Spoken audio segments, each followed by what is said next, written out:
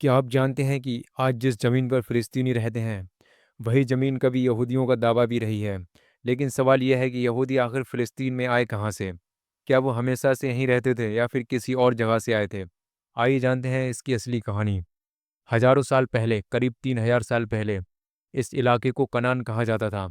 यही इलाका बाद में इज़राइल और यहूदा के नाम से मशहूर हुआ। यहूदियों का मानना है कि उनके पैगंबर हज़रत इब्राहीम यहीं से थे। बाइबल के हिसाब से यह इलाका यहूदियों की वादा की हुई ज़मीन थी, लेकिन वक्त के साथ कई साम्राज्यों ने इस ज़मीन पर कब्जा किया। बाबुली, फ़ारसी, यूनानी, रोमन। रोमन के समय 70 ईस्वी में यरूशलेम का मंदिर तोड़ा गया और बड़ी तादाद में यहूदियों को बाहर निकाल दिया गया। इसी को कहा जाता है यहूदी डायस्पोरा, यानी यहूदियों का दुनिया भर में बिखर जाना।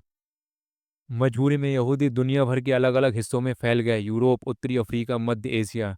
लेकिन उनका दिल हमेशा यरूशलेम और फ़िलिस्तीन से जुड़ा रहा।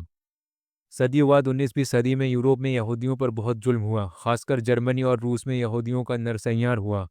इसके बाद यहूदियों ने ज़ियोनिज़्म यानी यरूशलेम लौटने की मुहिम शुरू की। हज़ारों यहूदी फिर से फ़िलिस्तीन में आकर बसने लगे।